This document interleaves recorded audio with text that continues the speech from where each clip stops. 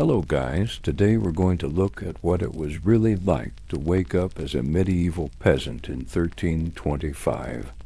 No clean sheets, no running water, just a straw mattress, freezing air, and the lovely smell of cow dung to start your day. Life was hard, dirty, and full of fleas, and if you made it past childhood, congratulations, you were already ahead of the curve. So before we dive into this muddy, miserable morning routine, make sure to like the video and subscribe if you enjoy these historical deep dives. And let me know in the comments where you're watching from and what time it is. Now, let's step back in time and see if you could survive just one morning in medieval England. It's the year 1325. You wake up with a start. You had a terrible dream that your kingdom was being attacked by a dragon and you were running away from it with all of your might. But suddenly you hear the rooster crow and you realize it was just a dream. As you get up, you notice how dark your room is. The only light comes through the small window above your bed, and there's barely any of it. You go over to the window and open it. You stick your head out and take a deep breath.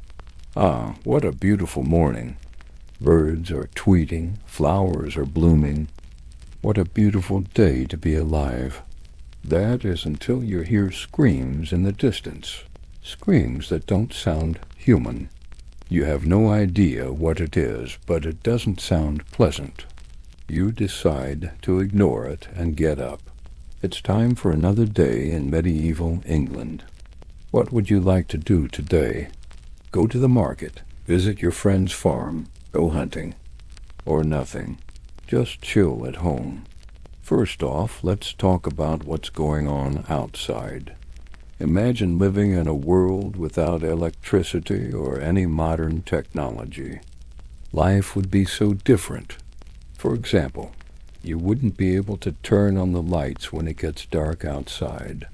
Instead, you would have to rely on natural light sources like the sun and candles.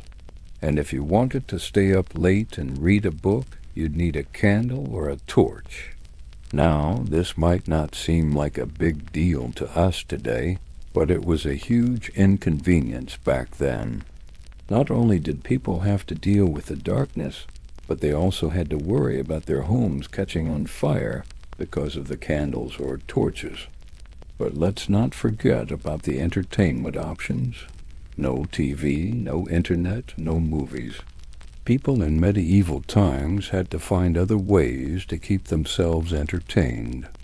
They would play games like chess and checkers, tell stories and jokes, and even perform plays. But for many people, the most popular form of entertainment was watching sports.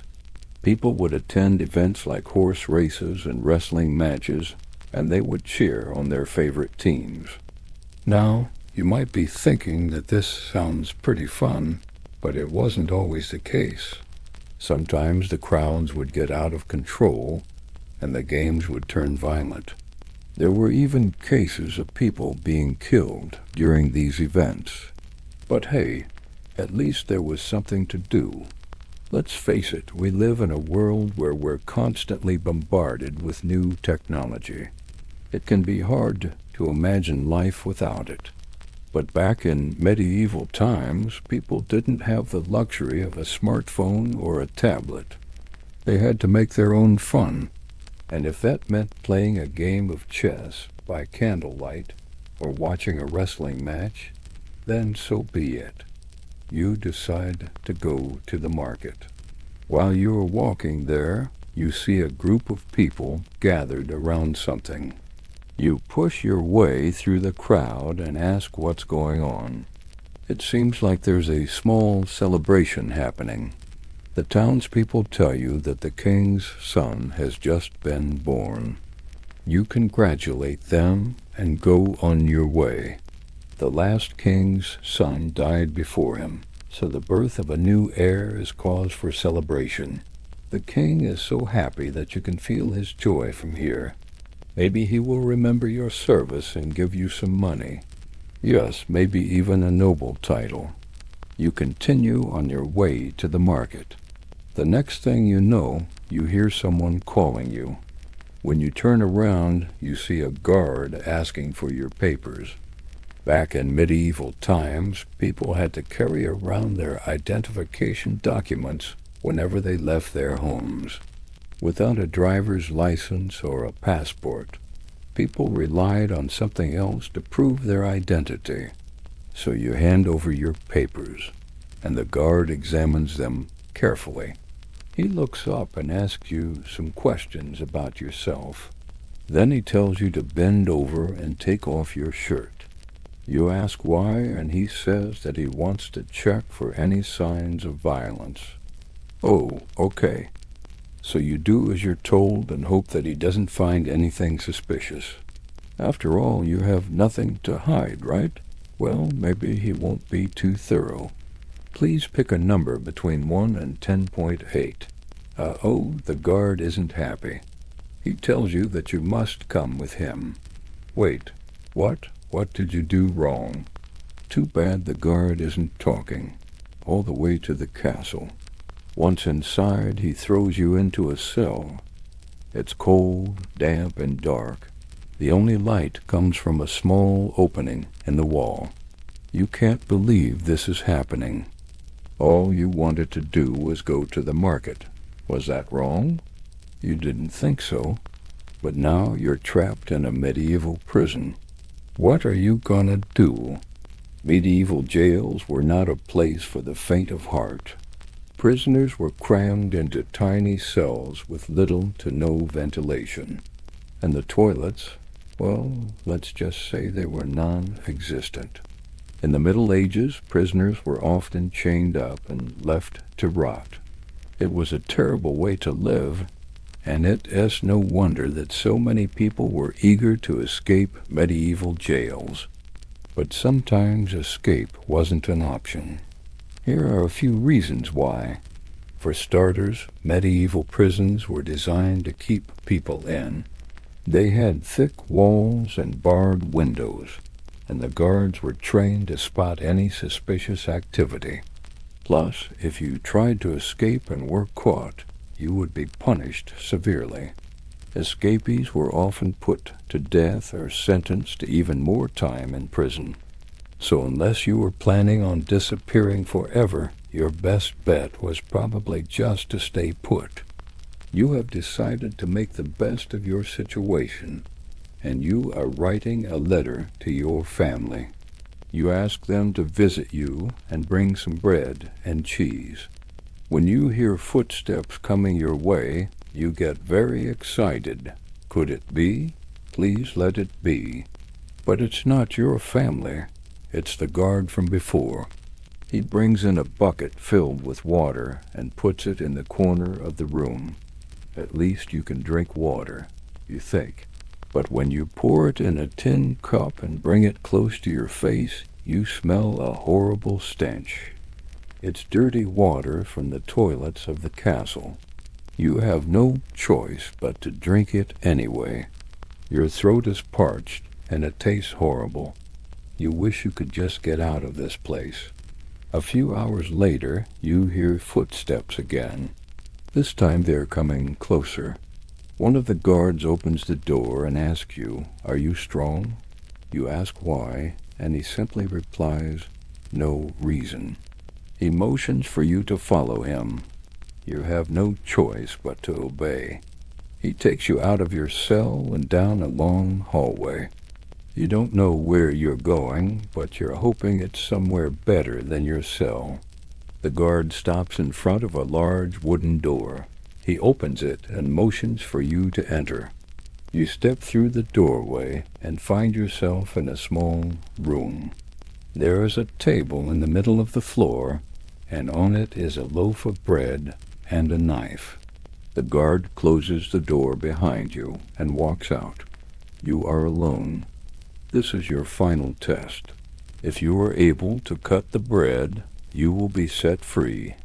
If you fail, you will die. There is no other option. You look at the bread. It's hard, crusty, and cold. You can feel the weight of the knife in your hands.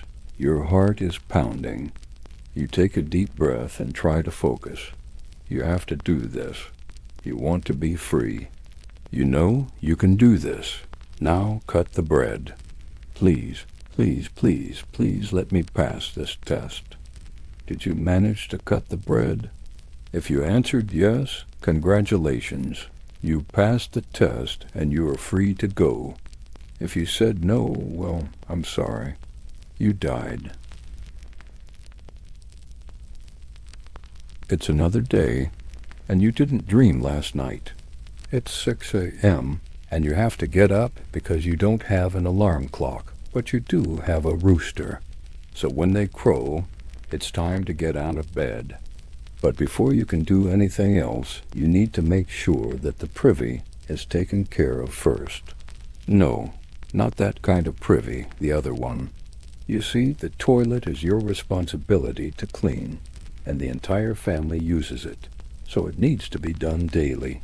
The job usually falls to the lowest ranking member of the household, and they have to scrape the contents into a bucket, then take it out and dump it out the window.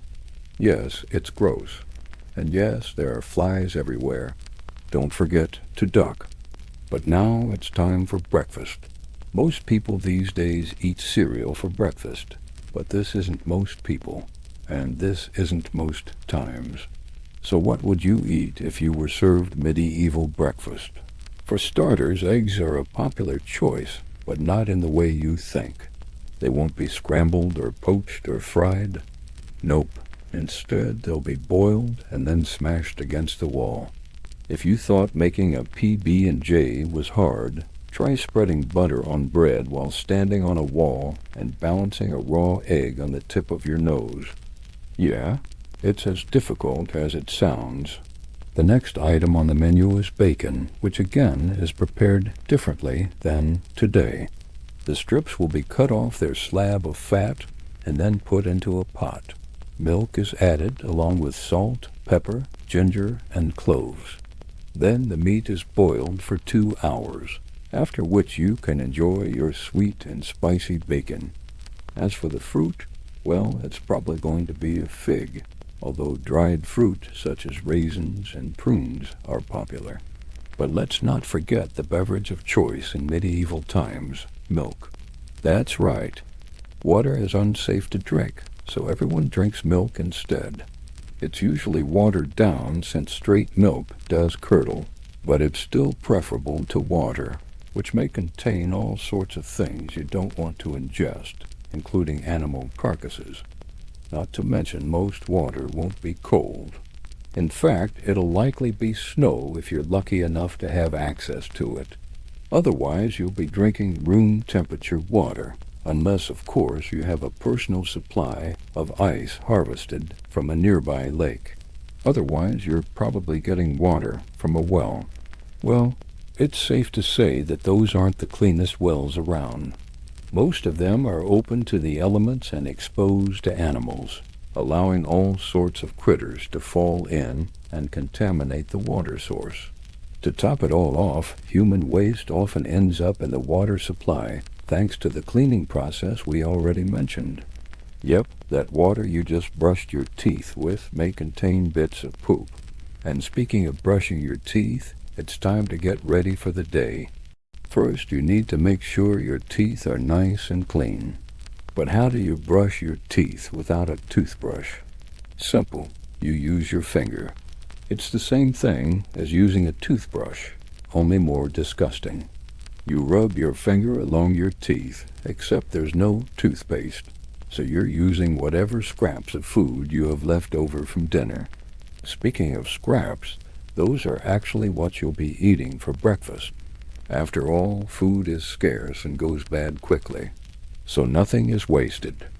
Leftovers from the previous night's dinner will likely be eaten for breakfast, lunch, or supper. Nothing is more important than making sure every piece of meat and every crumb of bread is consumed. There's no such thing as a midnight snack, though. Once your meal is finished, you better not have any leftovers. because that means you'll go hungry soon. And hunger is something medieval peasants knew all too well. Now it's time to get to work. Since you're a peasant, your job is to farm.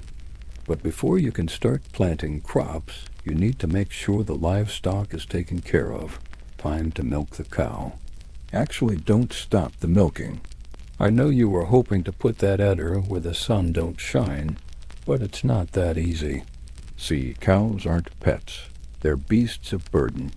And like all wild animals, they bite if they feel threatened.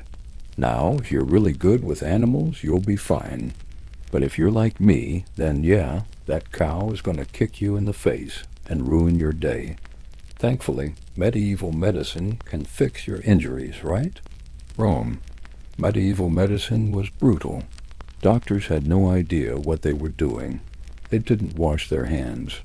They bled patients to treat various ailments.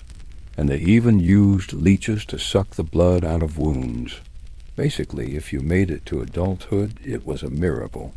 Now, if you're injured, you'll have to wait for your wounds to heal on their own, which could take weeks. And if you have a fever, then prepare to get worse.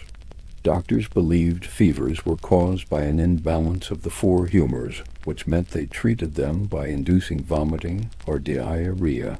You may think that sounds horrible, but I assure you it was. As you're tending to the fields, you come across a strange-looking plant with small yellow flowers growing at the top. You have no idea what it is, but you do remember seeing your mother pick some earlier. She used it to make a tasty tea, so you decide to pick some yourself and bring it home. After all, you're a good kid, and your mom will surely be proud. But little did you know that plant was poison, and now you're gonna die. Poisonous plants were a common problem in medieval times, thanks to a lack of education and knowledge. People regularly ate poisonous plants, mistaking them for something else. And sometimes those plants were used as medicine. Sometimes remedies were made using poisonous ingredients because the person making the concoction didn't know any better. And that's not even the scariest part. If you were unlucky enough to have a doctor visit, your chances of survival dropped dramatically. Once again, they had no idea what they were doing. They performed surgery without anesthesia, treated illnesses incorrectly, and usually killed more patients than they saved. For example, mercury was used to treat all sorts of ailments, including syphilis. But mercury is poisonous, causing tremors, hearing loss, blindness, insanity, and death. Also, trepanation was a common practice, meaning doctors drilled a hole into the skull. They did this to release evil spirits possessing the patient, but it also led to infection and brain damage. Basically, you wouldn't last a day in medieval times because the medical care was so bad it would kill you faster than any battle or disease. Speaking of diseases, it's time for the plague. Wait, what? You thought that was a joke?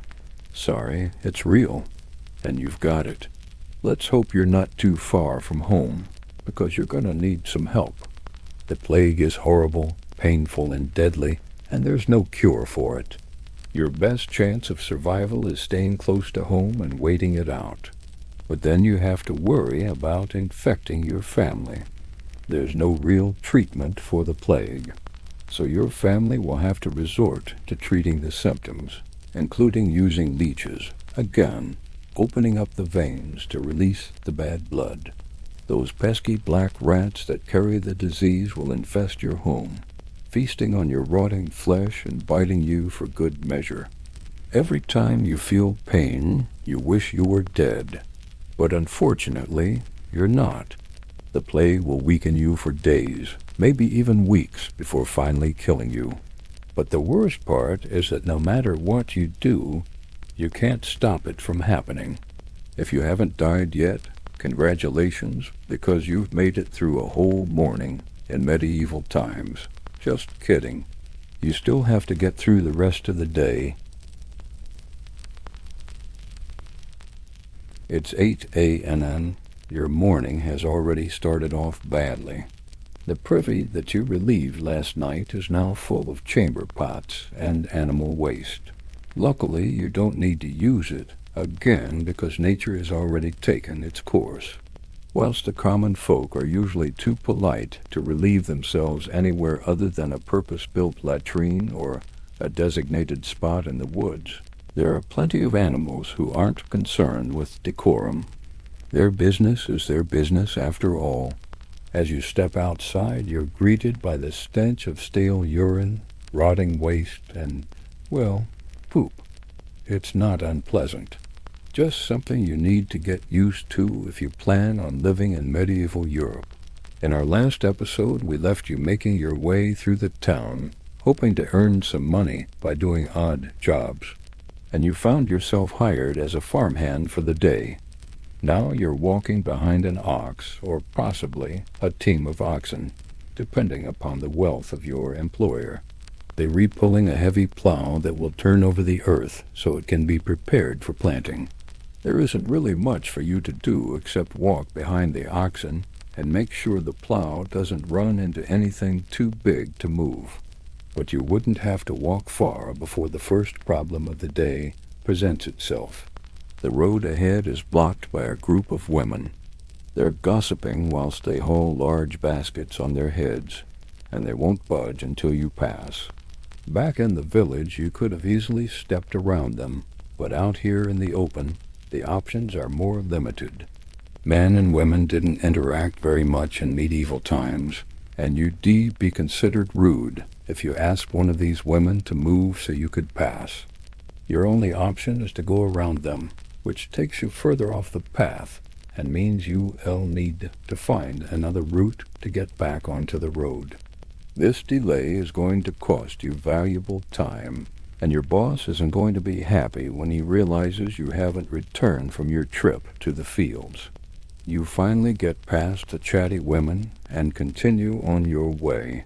At least now you can get back to work. That was close, though. If you were a woman in medieval times, you'd have no trouble passing these gossips. That's because if you were a female peasant, then you would have been working the fields yourself.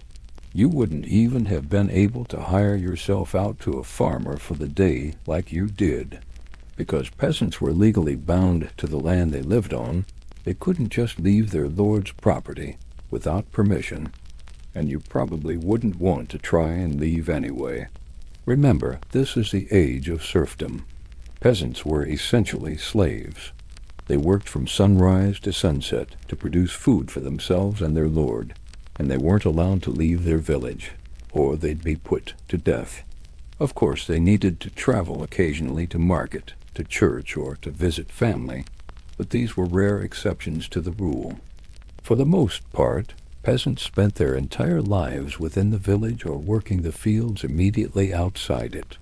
As you pass by a small copse of trees, you hear the sound of singing. It sounds beautiful, like something you might hear at court. In fact, it almost sounds too good to be true. That's because it is. If you were actually to pass by this group of trees, you'd find it occupied by a band of thieves. They've lured you here with their singing, and you'd be crazy to ignore such a blatant danger. Even if you didn't hear the singing, though, you should have seen the warning signs. After all, you've been traveling along a road that goes nowhere. Roads in medieval times were built to connect towns and cities, and this one doesn't lead to anywhere. In fact, there's nothing here but trees. The thieves probably chose this spot because it's away from prying eyes, and travelers like you are foolish enough to get lost, which you are. You're caught in a classic medieval ambush. There's no point trying to fight your way out. These guys are professionals. There are far too many of them, and they're armed with knives and clubs, things that you're no match for. They take your money, your boots, and your shirt. Then they leave you naked and beaten on the side of the road. Maybe this is a sign that you shouldn't have become a farmhand for the day, though. To be fair, getting robbed was a risk you took every time you left the house in medieval times. There were very few legal protections for travelers. In fact, you could be attacked, robbed, and even killed, and the perpetrators would face very little, if any, punishment. This was especially true if the attack happened outside of a town. Rural areas were basically the Wild West of medieval Europe. You slowly make your way back to the road. You're hungry, you're thirsty, and you're completely naked. The sun is beating down on you, and you're starting to feel faint. You know you need to get out of the sun, but there's nowhere to go. Desperate times call for desperate measures. Fortunately, you notice a house in the distance. Smoke is curling from its chimney, which means there's definitely someone home. You're not too proud to beg, so you decide to knock on the door. A gruff voice calls out, "Who is it?" You respond, "Please, sir, may I come in and rest? I'm parched with thirst." The door opens a crack and you see the barrel of a crossbow. The homeowner is a wealthy merchant, and he doesn't want to let you in. He knows perfectly well that if he does, you'll steal something. And to be honest, he doesn't blame you. It's just that he's never had to deal with a naked, homeless person begging for water before. Normally, he'd just shut the door and carry on with his day, but he feels bad, so he decides to let you in. As soon as you cross the threshold, though, the crossbow is leveled squarely at your chest. You have no choice but to comply when the merchant's wife hands you a bucket and tells you to wash your feet. Once you're clean, she gives you some bread and cheese and a jug of ale. It's not much, but it's enough to re-energize you for the rest of the day. After thanking the couple, you step outside and continue on your way to the fields. At least now you're clean, and you have food in your belly.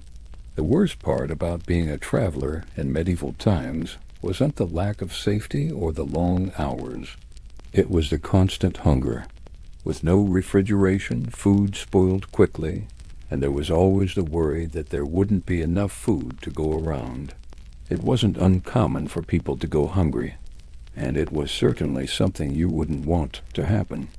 You're weak from hunger and thirst, but you're almost at the fields now. You suddenly hear the blare of a horn. A hunting horn, you think. Surely the Duke must be out hunting today. It's just your luck. What are the odds that you'd get lost in the Duke's hunting grounds? Well, it's incredibly unlikely. Hunting grounds were clearly marked and heavily guarded. You'd never accidentally stumble into one. However, if you did, you'd be in serious trouble. Trespassing on royal land in medieval times carried the death penalty. The guards would chase you down and kill you on sight. And you'd be lucky if they just killed you. In the worst cases, the guards would capture you and throw you in a dungeon. You'd spend the rest of your days rotting in a dark cell until you were eventually executed. So we've established that you wouldn't last very long in medieval times just based on the hygiene standards alone. But even if you were somehow able to adapt to the lack of showers and indoor plumbing, you still might not make it through your day thanks to midday break. Yeah, in medieval times the workday began at sunrise and lasted all day with only an hour or so break in the middle of the day. And no, that wasn't to go home and take a shower and change clothes.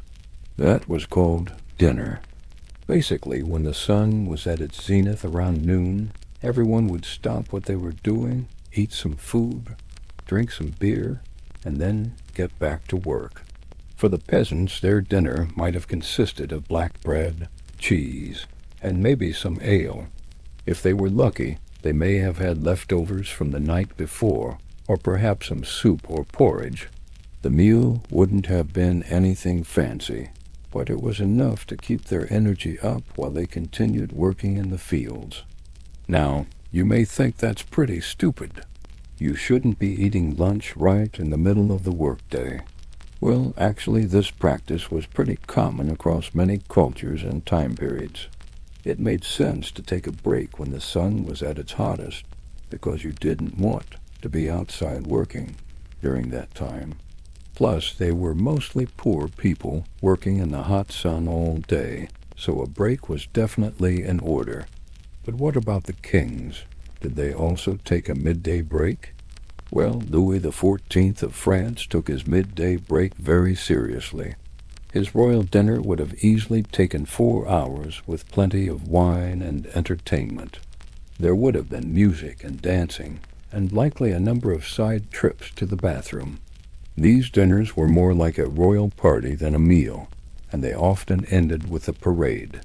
So yeah, you wouldn't make it through a day in medieval times simply because you would get bored waiting for lunch. If you were alive back then, you'd probably start searching for something to entertain you after work started dragging on around 11 a.m. Luckily, there would always be something going on. You could watch merchants selling their wares in the marketplace. If you liked violence, you could always stop by the jousting ring and watch some knights play a very dangerous game of tag. Or perhaps you wanted to be educated, in which case you'd head over to the public school where children were being taught how to read, write, and most importantly, how to stay out of your property. All the adults would gather around to listen to a traveling bard play a lively tune on his lute. And if none of that was interesting to you, well, you could always try heading over to the tavern, although that was usually closed during the day. See, the thing about medieval taverns is that they weren't just places to go and drink. They were also a place for gambling, fighting, and occasionally murder. So to keep things under control, the local lord decided to only allow the tavern to open at night. This meant that you couldn't grab a quick drink after work like you could today. You had to wait until after dark. However, there were certain taverns that were reserved for nobles and wealthy merchants, and they could open whenever they wanted. So if you had money, you might have been able to find a tavern open during the day. But I'm sure you won't be able to afford the expensive drinks. After all, who wants a goblet of imported French wine when you can get a nice mug of ale? Wait, why does it smell like sewage? Never mind. But there was another reason why you couldn't just pop into a tavern during the day. In fact, it was illegal. During the Middle Ages, basically every town and city would institute a closing hour for all businesses.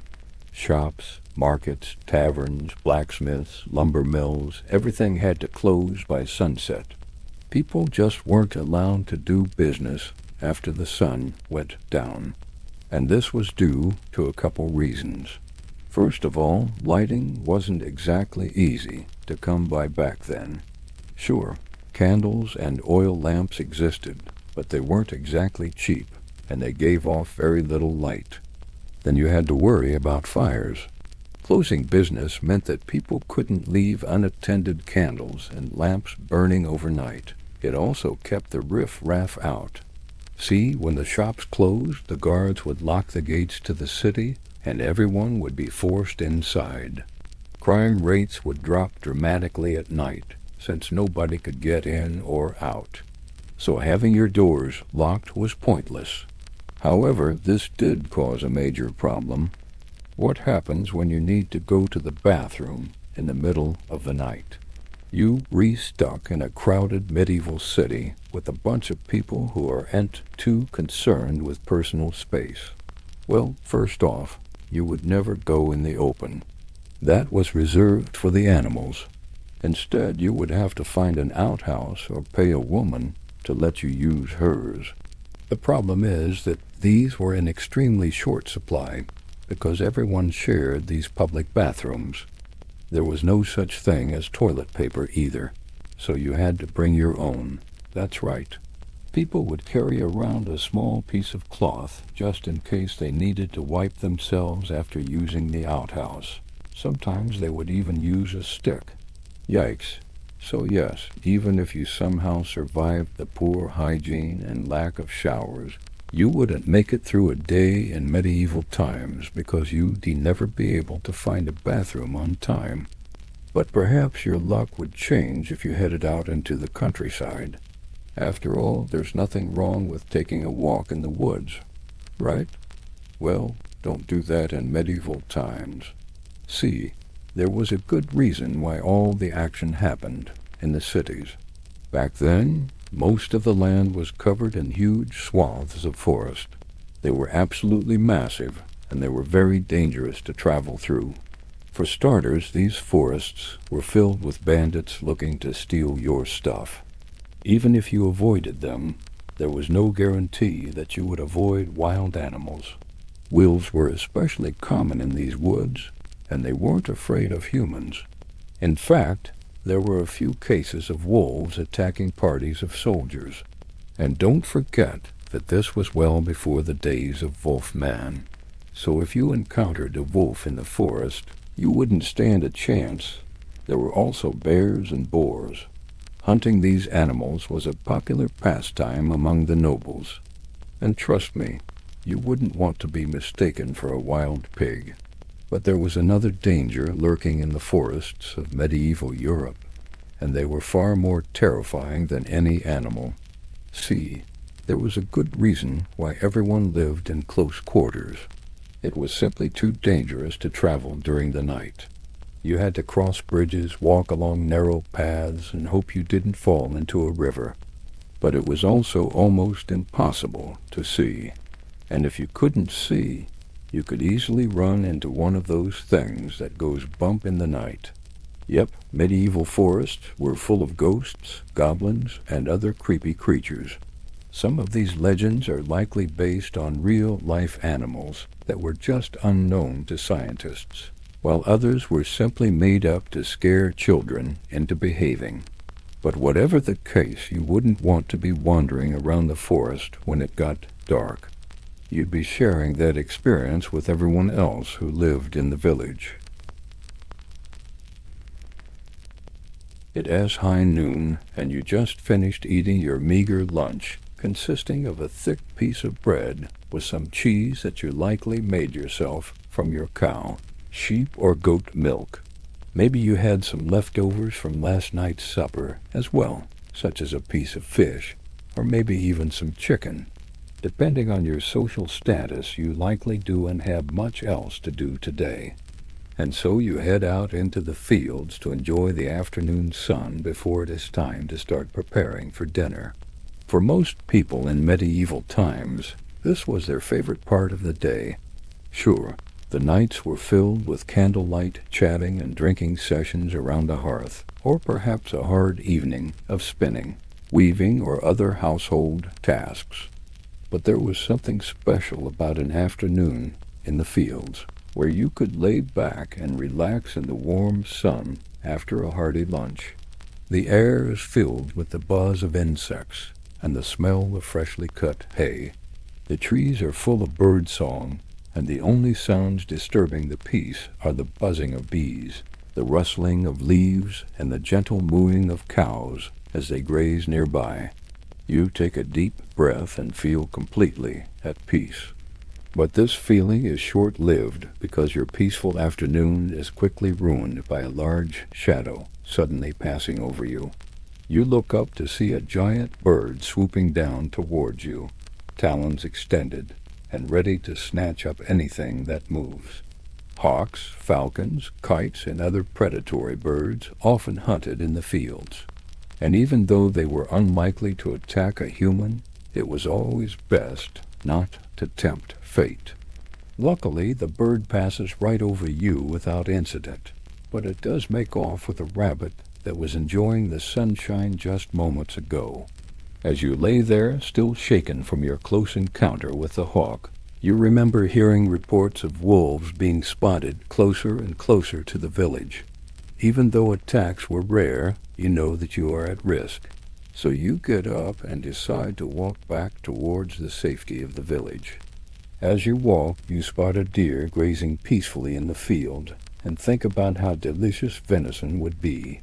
Plus, you know that you need to bring back some meat to feed your family. So you grab your bow and arrow and sneak through the tall grass towards your unsuspecting prey. After several minutes of patiently waiting for the perfect opportunity, you finally get the chance you were looking for. You take aim and let loose. The arrow flies straight towards the deer, but as it gets closer and closer, you see that it's much faster than you anticipated. In a panic, the deer jumps just as your arrow would have struck it, but it's not fast enough to escape unscathed. The arrow finds its mark and the deer shudders as it falls to the ground mortally wounded. You run towards the animal to finish it off and ensure your dinner, but you might also get a bite to eat as well. But as you approach, you notice that the deer is missing something. As you circle around, you discover that the back half of its body is nowhere to be found. You spot tracks in the mud that indicate a wolf snatched the hindquarters while the deer was wounded. The wolf likely dragged the rest of the carcass into the woods, and you are about to chase after it. So you leave the remainder of the deer where it is and head home empty-handed. You think about heading into the forest to track down the wolf and try to scare it away, but you know that's a bad idea. Wolves travel in packs, and there is no way you could defeat an entire pack of wolves on your own. You remember hearing about a man who tried to do just that, and he never came back. Some villagers claimed he was eaten by wolves, while others said he was simply lost forever in the woods. Either way, you know better than to mess with the wolves. Now that it's getting late, you hurry up and get home before nightfall. As you enter the house, you notice that your spouse has been working hard since you left them earlier in the morning. They greet you warmly and ask about your day while you grab a bucket of water from the well and head over to the communal trough outside to wash up. Your children are there as well, playing with some other neighborhood kids. They are happy to see you and run over to tell you all about their day as you scrub the meat off your feet. Once you're clean, you join everyone else at the table and dig into your leftovers from last night's dinner, along with whatever else you brought back from the fields. For many people in medieval times, this was one of their favorite meals of the day. It was a chance to relax and enjoy the company of family and friends after a long day of work. Plus, they knew that tomorrow would be another busy day, and so they ate heartily and got ready for bed early. Before long, it's time for bed. You tuck your children in and kiss your spouse goodnight. You head out to the outhouse for one last break before you go to sleep. As you sit down on the cold stone toilet, you think about how nice it would be to have a proper indoor bathroom, but you know that will never happen. This is simply the way life is in medieval times. You head back to bed and snuggle up next to your spouse. Before long, you are fast asleep and dreaming of peaceful afternoons spent in the fields. So how did you do? Did you make it through another day in medieval times? If so, congratulations. Life wasn't easy back then, and it is important to remember that even the smallest tasks could be dangerous if you weren't careful. A simple trip to the fields could end in disaster if you weren't prepared for everything. From extreme weather to wild animals, life in medieval times was full of uncertainty. On the other hand, if you didn't make it through your afternoon in the fields, don't worry. Most people wouldn't have lasted very long either. It's not your fault. Life was just tough back then, and now you know just how difficult life was during the Middle Ages. I don't know about you, but when it comes to chores, I'm more of a morning person. Sure, there are certain things that I like to do late at night, like watch YouTube videos, but usually by 9 or 10 p.m., I'm ready to call it quits. Not so much in medieval times, because if you didn't keep up with your chores, well, you weren't going to have any dinner, at least not a nice one anyway. In our modern society, many of us get home from work around 5 p.m., and then it's time to make dinner. But this wasn't how things worked in medieval times. See, in medieval Europe, work was done until sundown, after which time all efforts were concentrated on preparing the evening meal. Dinner time was an important social event in the Middle Ages, and it was also eaten later than we reused to today. The first course of dinner might not be served until 7 p.m., with dessert sometimes being served as late as 10 or 11 p.m. This was in part due to the fact that food preparation was mostly done by servants or slaves. While the wealthiest people in medieval society could afford to hire a cook, most people had to prepare their own meals over an open fire. This was often done by women and children who would spend hours gathering ingredients and cooking over an open fire. And if they wanted to eat a hot meal, they had to wait until the sun went down. See, an open fire is great for cooking during the day because you can use the sunlight to help keep the fire going. But at night, you had to rely on the fire you made yourself. Also, eating a hot meal at night was safer than eating cold food. There was a widespread belief in the Middle Ages that cold foods caused illnesses such as gout and tuberculosis, likely due to the fact that refrigeration didn't exist and spoiled food was commonplace. It wasn't until the 1800s that refrigeration allowed people to eat cold foods safely, so medieval people stuck to hot meals. Now, this might sound like a dream come true to those of us who hate vegetables, because obviously veggies are always better when they're hot, right? But if you really want to avoid death in the Middle Ages, you should have hated vegetables no matter what, because the most common type of stew in medieval Europe was vegetable stew. Known as pottage, it consisted of whatever vegetables were in season and in stock at the household, along with maybe some bread or milk to thicken it. For those of you watching who are lactose intolerant, this is basically a vegetable soup. And if you didn't like vegetables, you probably didn't eat much of this. Medieval pottage was usually served with a side of bread, which makes sense since bread was cheap and easy to make. In fact, bread was so important in medieval society that it was even used as money. But that doesn't mean it was tasty. Medieval bread was notoriously bland, since salt was expensive and in short supply. Instead of salt, medieval bakers would use things like urine to make their bread taste good. Yes, urine. Apparently it has some kind of salty, ammonia-like taste to it. So it wasn't completely disgusting, I guess. But if you disliked vegetables and bread, your only other option was porridge, which sounds delicious, but trust me, it isn't. Porridge is basically boiled oats and water. So yeah, not exactly a five-star meal. If you were a peasant living in medieval Europe and you didn't like vegetables or grain products, you were pretty screwed. Since these were the cheapest and easiest foods to come by, there weren't a lot of other options available. If you were lucky enough to be a member of the nobility, you'd have a few more options when it came to dinner. Of course, you still had pottage, but you also had meat. Depending on the season, you could enjoy delicious dishes like roasted swan with a side of mashed turnips and cabbage, or roast peacock with cucumbers and lettuce. Man, I'm getting hungry just thinking about it. But while food was in abundance for the nobility, that didn't mean that everyone could eat as much as they wanted.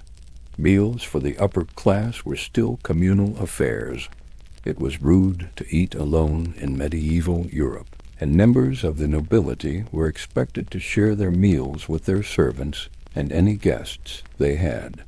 This meant that even though the upper class had plenty of food, they still had to keep track of everyone else's portions. But it wasn't just dinner that had to be prepared in the evening. In the Middle Ages, the entire house had to be prepared for the night as well. Most medieval houses didn't have electricity, so it was important to make sure everything was in order before dark. Tending to fires was a constant concern in medieval life. Homes were heated with open fires, but fires could easily get out of control and burn down an entire house. For this reason, families would spend the evening making sure that all of the fires were tended to, and that no one had left the premises. They would also take this time to clean up any messes from dinner and put away any valuables. Thieves were a major problem in medieval Europe, and it was important to make sure that nothing was left out to tempt them. In addition to cleaning up and tending to fires, families would also spend the evening telling stories, playing games, and socializing.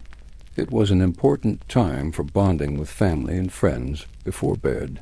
For those of you who are parents, you might think that this sounds like a pretty nice way to spend the evening.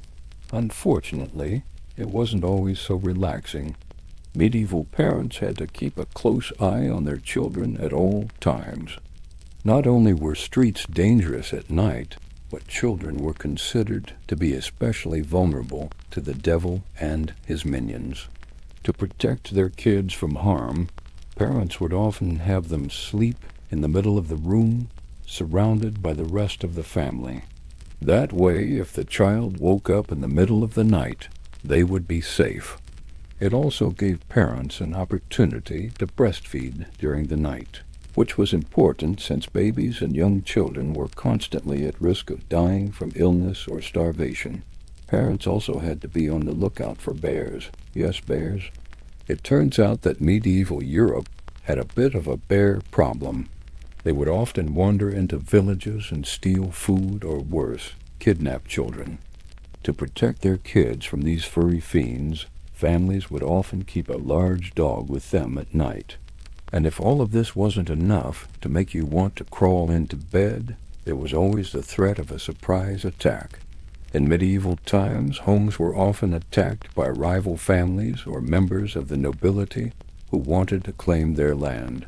These attacks were usually carried out at night, which meant that families had to be constantly on guard. Many homes were built with a courtyard in the middle of the house so that residents could escape through the back if they were under attack. Others built their homes near a river or lake so that they could escape by boat. So if you were a resident of medieval Europe, you wouldn't last a day without being attacked by bandits, bears, or perhaps even a fellow member of your own species. As you can see, life in the Middle Ages was full of danger, no matter what time of day it was. Medieval peasants had a tough time with healthcare seriously. Even a small injury could be deadly. If you didn't fall ill or get hurt, starvation was a real threat. In fact, hunger was one of the leading causes of death back then.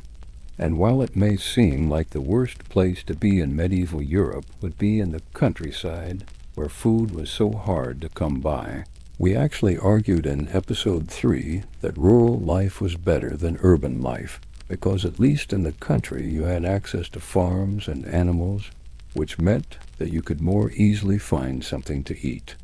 In town, on the other hand, there were few jobs available, and competition for food was fierce.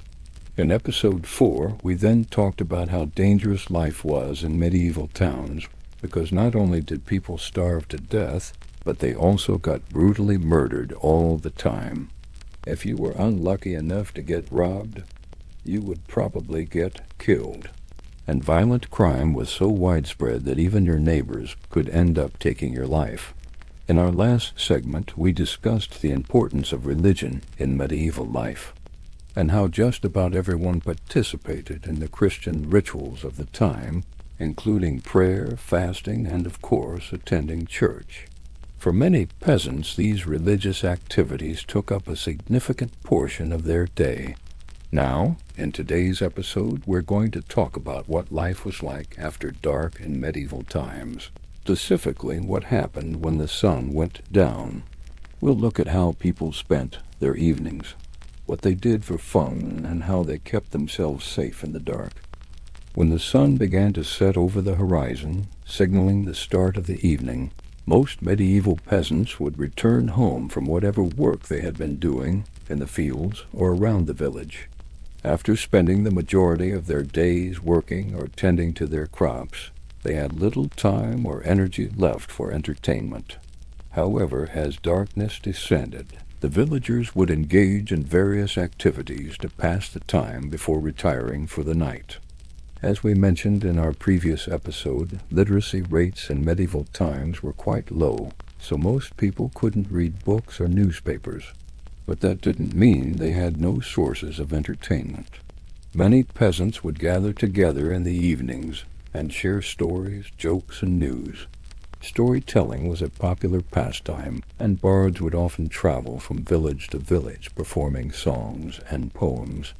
Some villages even had their own resident storytellers who would entertain the villagers with tales of heroism, adventure, and romance.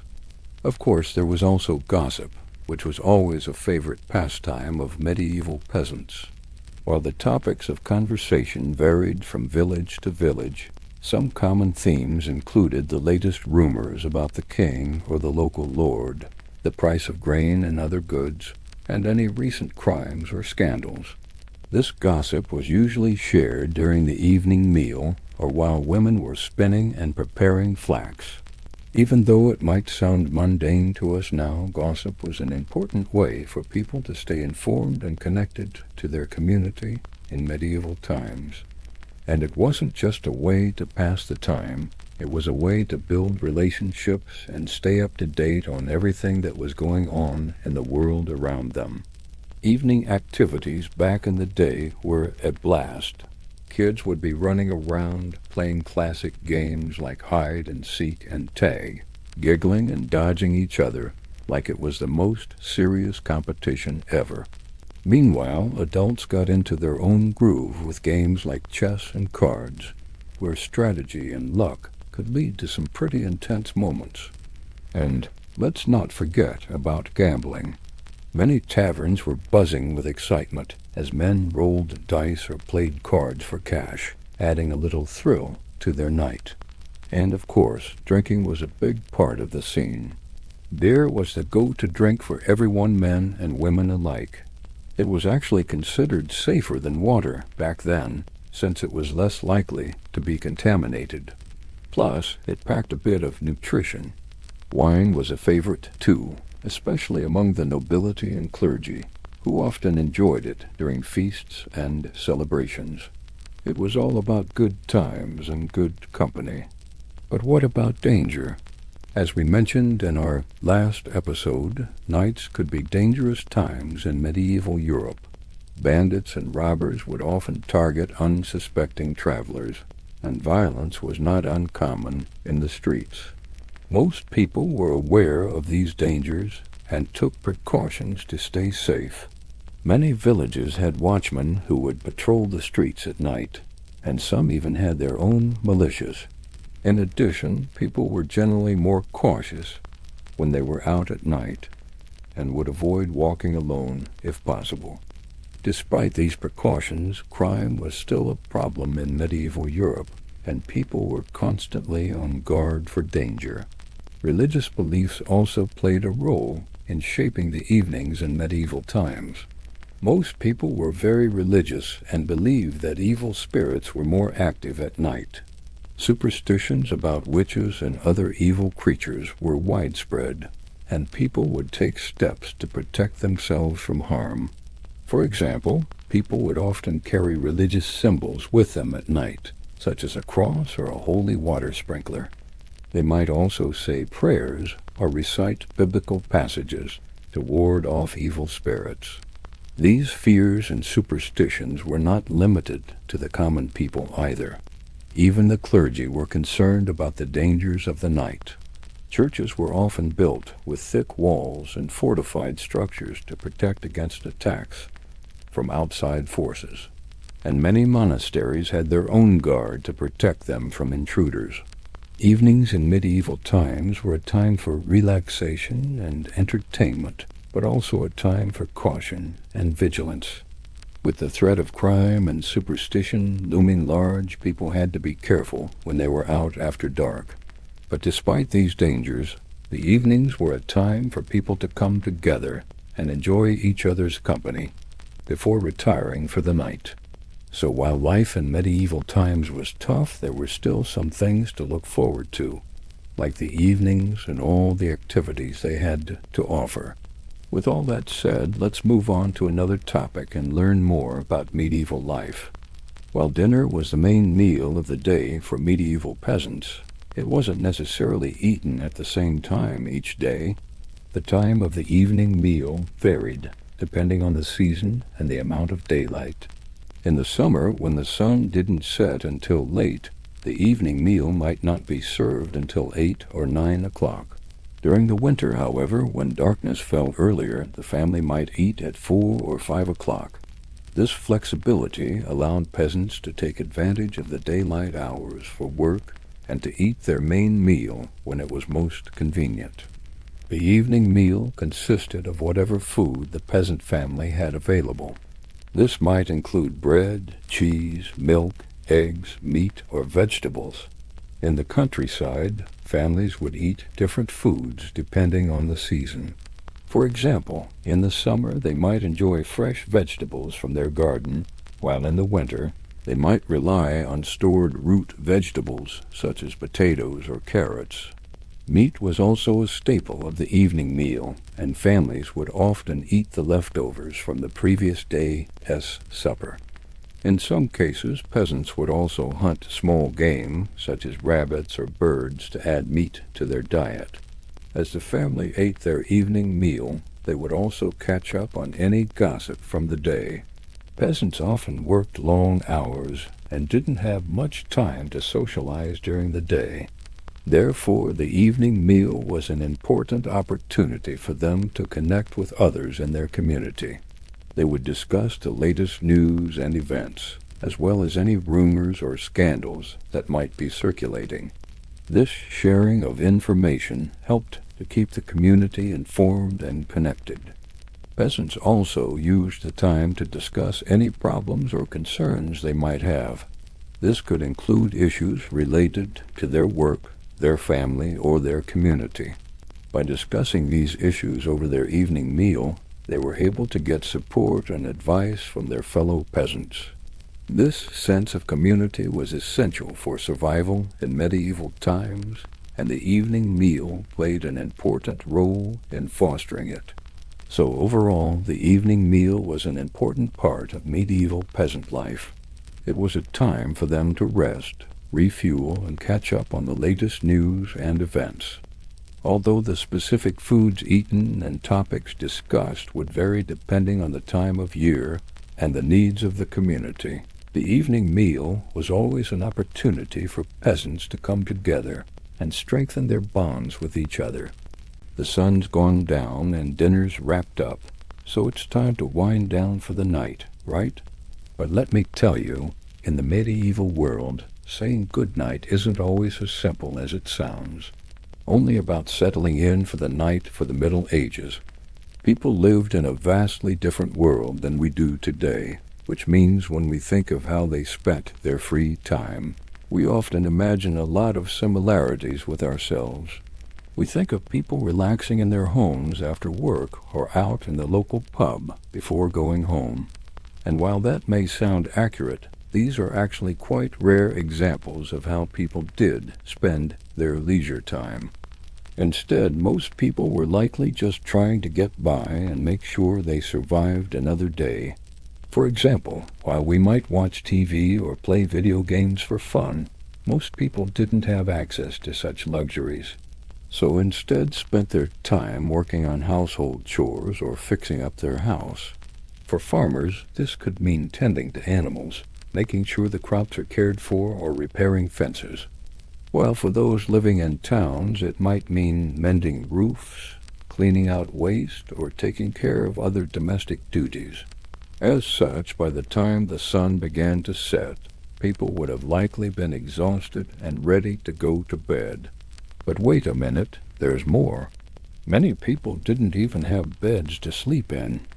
Those who were poorer might simply pile up some hay or straw in a corner, or wrap themselves in their cloak and try to fall asleep on the floor.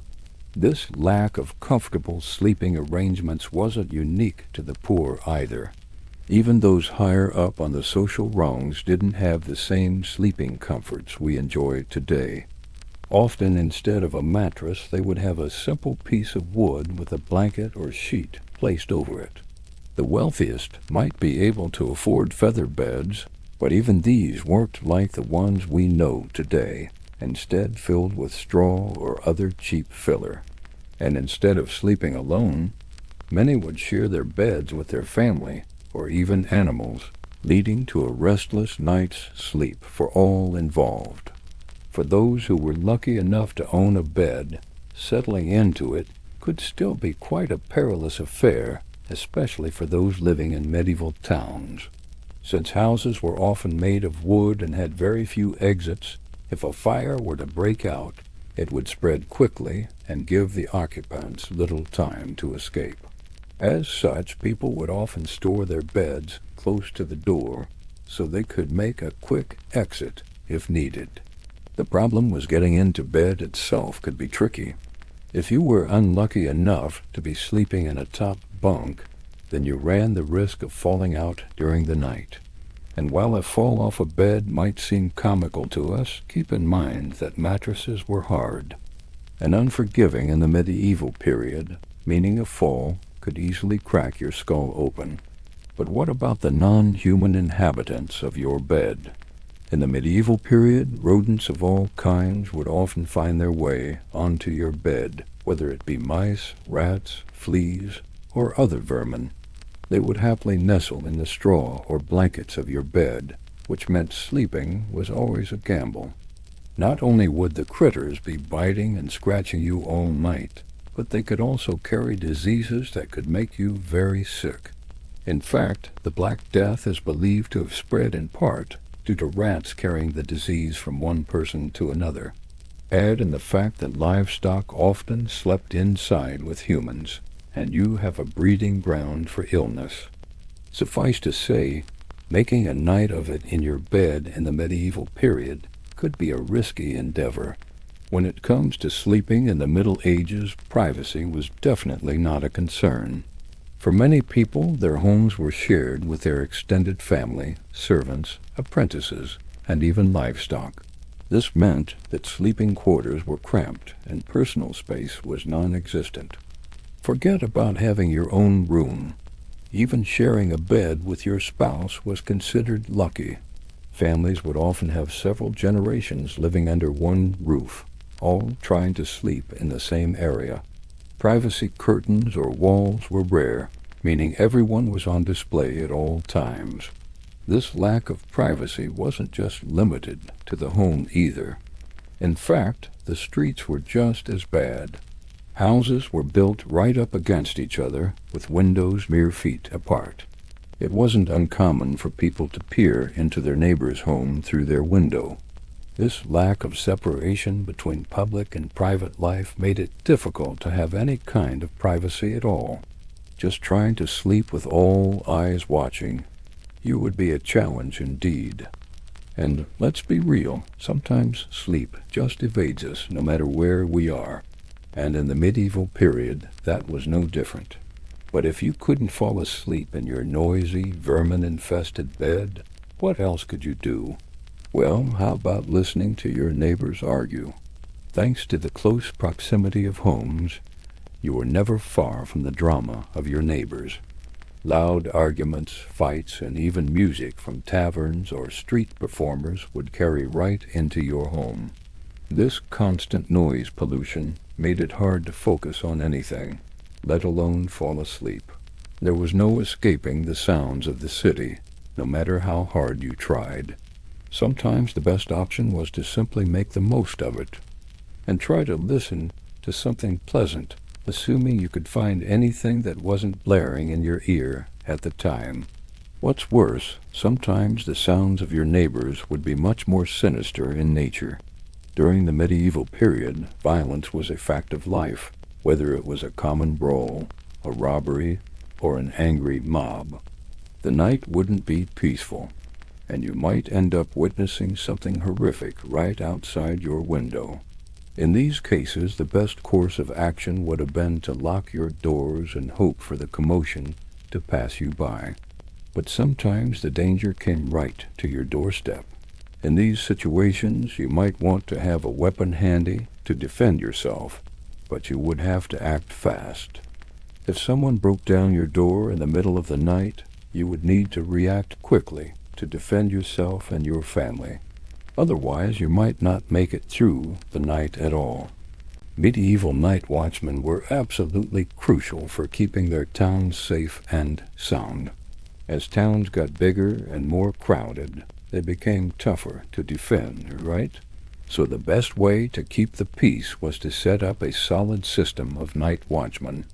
These brave folks would patrol the streets, keeping an eye out for any shady characters or potential threats. Imagine them walking through dimly lit streets, lanterns in hand, always on high alert. If they spotted trouble, they had the authority to arrest those troublemakers right then and there. But if things got out of hand, they had a backup plan sounding, an alarm to call for reinforcements. It was all about teamwork to ensure everyone could sleep a little easier at night. In earlier centuries, night watchmen had mostly served as a supplemental force to the sheriff and his posse when needed. However, as crime increased in popularity, so did the need for constant protection. It wasn't until the 13th century that police forces were created with designated hours and specific assignments. To become a watchman, you needed to be a master craftsman within your trade and known for your honesty and ability to make sound judgments. Most watchmen were unpaid members of guilds. They patrolled at night and worked during the day at their craft. In bigger cities like London, watchmen were paid. They took pride in being recognized as honorable members of society and wore distinctive uniforms to display their authority. As I said before, these men were not armed. Their main purpose was to scare off criminals, not fight them. They carried staves that were used to smash windows, but they were also used as simple weapons if attacked. A watchman who wanted to break up a fight would threaten to use his stave. If that didn't work, he might smash nearby windows to draw attention to himself and scare off the attackers. If that still didn't work, then he would call for backup. During the Middle Ages, common crimes included stealing, fighting, drinking, gambling, and prostitution. Watchmen weren't necessarily looking for crimes to bust, but rather trying to prevent them from happening. The watchmen kept order by making rounds throughout the city. They walked back and forth along set routes. During their rounds, they performed certain tasks. They checked the locks on gates, called for quiet, lit street lamps, extinguished candles in a bakery to prevent fire, and even chased stray animals out of the street. Sometimes they visited alehouses to ensure peace, and they sometimes stood guard while justices administered punishment. It was pretty hard work to keep the peace. At the end of their shift, watchmen sounded an all-is-well horn call, so that people knew they were safe for the night. Imagine this. You're dropped into medieval times, and here's the first reason you'd struggle to last a day. Those nightly patrols by the watchmen? Yeah, they weren't just for show. Think of them as the original neighborhood watch, keeping things in check. If you were causing a ruckus, they'd swoop in, ready to restore order. And trust me, if you ignored their warnings, you'd find yourself on the receiving end of a beating and tossed into a dark, damp jail cell. So seriously, don't be that guy who gets wasted and starts brawling every night. It's not just embarrassing. It could land you in a world of hurt. During the Middle Ages, public executions were common, and people would gather around to watch. Some of the punishments do seem cruel and unusual today, but at the time they were normal. One such punishment was being locked up in a tower as a warning to others. People would be put in the stocks, which were like a wooden frame that would hold someone in place. People would throw fruit and other objects at them and mock them as they sat there helpless. Another popular form of punishment was exile. For minor offenses, the punishment may have been to leave the city without your head. For major offenses, however, exile meant leaving the kingdom forever. Runaway criminals and political prisoners were commonly sentenced to exile. Exiles were not allowed to return home under penalty of death. If you were executed in medieval times, you could be put to death in several different ways. Being hung was the most popular method, but you could also be burned alive, beheaded, or even crucified. Beating was another common form of punishment, and criminals could be beaten with a whip, stick, or rod. They could even be put to death by having their limbs broken. Public humiliation was also very common, and people were often paraded through the streets while being mocked by onlookers. One of the worst parts of medieval justice was that anyone could participate. Nobles could have commoners put to death without trial. During the Middle Ages, the justice system was very unfair, and it didn't matter whether you were rich or poor, innocent or guilty, you could easily be put to death. So here's the second way that you wouldn't last a day in medieval times. Don't go around committing crimes. It's really not that hard to avoid prison. Being locked up in a medieval prison was no picnic. Back then, prisons weren't exactly what we think of them today. They were more like holding cells where people were kept before being executed. Conditions in medieval prisons were absolutely awful. They were filthy, dark, and overcrowded. The food was terrible, and prisoners were often tortured. These days we have laws and regulations to protect prisoners, but back then, anything went. Prisoners could be abused by guards and other inmates. There were no real rules, and prisoners were basically at the mercy of those who ran the prison. Of course, if you were accused of a crime, you were innocent until proven guilty. But if you were accused of a serious crime, you probably weren't going to make it out alive. If you were lucky, you might be able to bribe the guards to give you better treatment, but that wasn't always possible.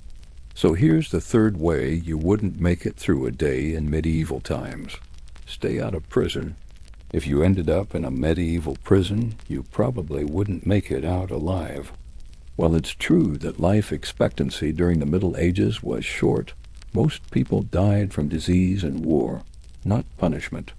If you were sentenced to death, you would likely be executed by hanging, burning, or beheading. Even if you were thrown in prison, you wouldn't make it out alive due to the terrible conditions. So be careful and stay out of trouble. Medieval hospitals weren't like the hospitals we know today. Back then, hospitals were more like nursing homes where people went to die. They were basically a place where people went when they were too sick or injured to take care of themselves. The conditions in medieval hospitals were terrible. They were overcrowded, unsanitary, and understaffed. The staff didn't really know how to treat illnesses, and most of the time they just made things worse. So if you got sick or injured, you probably wouldn't make it out alive. Now, let me just say this, if you want to make it through any period of time, you got to stay on your toes, right? It doesn't matter if it's ancient Rome or Victorian England. There's always something out there trying to kill you. And of course, even today, we have people who think they're smarter than everyone else. Don't listen to the common folk, just do what you want. But when it comes to advice like this, sometimes it is best to just listen to what the common folk are saying, because chances are they know something you do'n't. And that's certainly the case with medieval Europe. The Middle Ages were full of all sorts of crazy things. You had plagues, famines, wars, people getting burned at the stake. And one of the more common ways people died, well, that was by drifting off to sleep in the wrong place at the wrong time. Of course, today we live in a world where we can pretty much go to sleep wherever and whenever we want. We might get judged for falling asleep on the bus or something, but for the most part, no one really cares if you fall asleep in an uncomfortable place. But during the Middle Ages, that wasn't really the case. In fact, it could get you killed. So today we're going to find out why. To start off, we have to talk about what life was like back then. During the Middle Ages, life was pretty tough for most people. They didn't have the same comforts that we have today. Things like indoor plumbing, air conditioning, and central heating weren't around, and food was often in short supply. Most people were farmers, and their crops could easily be wiped out by bad weather or disease. This meant that there were a lot of hungry people around, and when people are hungry, they're likely to do desperate things. In addition to this, during the Middle Ages, there were a lot of wars and conflicts. This was especially true in Europe, where the power struggles between kings and queens never seemed to end. All of this meant that people were constantly on edge, and it was important to be aware of your surroundings at all times. Now, these days, if we feel like we're in danger, we can just call the police and wait for them to sort everything out. But during the Middle Ages, this wasn't an option. The police force wasn't really a thing yet, and so people had to rely on themselves to defend them. If someone was trying to break into your home or hurt you, it was up to you to fight them off. All of this meant that falling asleep anywhere and any time could be a risky move. When you slept, you were essentially giving up and letting your guard down, and that was something that criminals and enemies alike were willing to take advantage of. We've all heard the old adage, if you're tired, you're slow, and that was certainly true during the Middle Ages. After all, if someone was able to sneak up on you, and you didn't hear them coming, then they likely had an advantage over you, and that advantage could easily mean the difference between life and death. This is actually where the term sleeping while standing comes from. During the Middle Ages, it was common for people to fall asleep while standing. This was usually because they were exhausted and didn't have a safe place to sleep. Or maybe they were trying to work but couldn't focus because they were so tired. Whatever the reason, it was incredibly dangerous. If someone fell asleep in the wrong place, they could easily be attacked and killed. The only way to avoid this was to be careful and make sure that you were in a safe place before you let your guard down. Of course, being tired and possibly getting ambushed wasn't the only reason that people were wary of falling asleep during the Middle Ages. In fact, there was another very real possibility of losing your life if you were caught napping, and that was a sudden and unexpected execution. Now, you might be thinking, well, why would anyone be executed for falling asleep? Well, the answer to that question lies in the realm of the supernatural. As we all know, during the Middle Ages, people believed some pretty crazy things. One of those beliefs was that witches were everywhere. In fact, they believed that witches were responsible for all sorts of things, including the death of animals, the failure of crops, and even the spread of disease. Now, we know that none of those things were caused by witches, but people during the Middle Ages didn't know that. As a result, they began executing people for witchcraft, and it didn't take long for the rumor mill to start turning. If someone was found dead in a strange place, people began to believe that they were a witch who had used their powers to take their own life. The problem with this belief was that it often led to innocent people being accused of witchcraft. After all, if someone was found dead in a strange place, it was easy to assume that they were a witch rather than, say, a victim of foul play. This meant that people who had done nothing wrong were often put on trial for witchcraft. And as we all know, the trials didn't usually end well for them. So what does this have to do with falling asleep? Well, imagine this. You're a peasant living in a small village. You've had a long day of working in the fields, and you're exhausted. Maybe you decide to take a nap under a tree, or maybe you fall asleep while standing. Either way, you're not in your home, and when the villagers come to check on you, you're nowhere to be seen. Well, they might not realize that you were just taking a quick nap. Instead, they might believe that you've been taken by witches, and they might accuse you of practicing witchcraft yourself. Before you know it, you're on trial, and your life is in danger. This is exactly what happened to many people during the Middle Ages, and it is one of the reasons why falling asleep in public was such a risky proposition. Of course, there were other reasons as well. For example, during the Middle Ages, there were a lot of wild animals roaming around. Wolves, bears, and even dragons were all common sights during the Middle Ages. Again, we know that dragons weren't real, but people back then didn't know that. And so they believed that dragons were a very real threat. All of this meant that if someone was asleep in a public area, they could easily be attacked by an animal and torn to shreds. So if you were going to take a nap, it was important to make sure that you were in a safe place. Otherwise, you might just become lunch for a hungry wolf or dragon. Finally, we have to talk about one of the most bizarre reasons that people were wary of falling asleep during the Middle Ages: vampires. Now again, we know that vampires aren't real, but people back then didn't know that. And so they believed that vampires were a very real threat.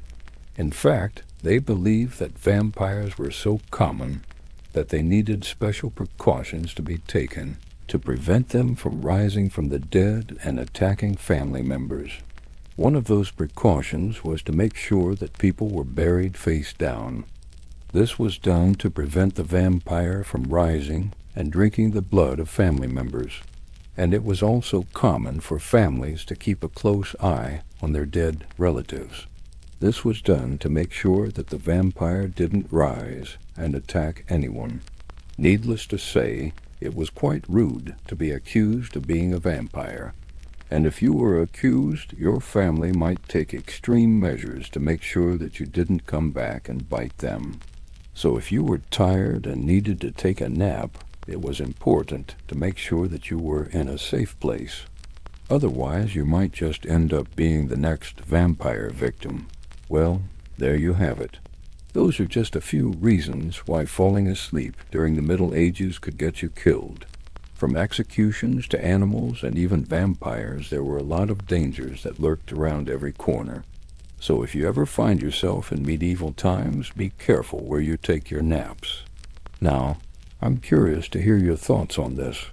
What do you think was the most surprising or interesting fact about falling asleep during the Middle Ages? Let me know in the comments below.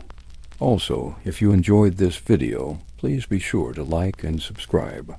It really helps us out a lot. And as always, thanks for watching.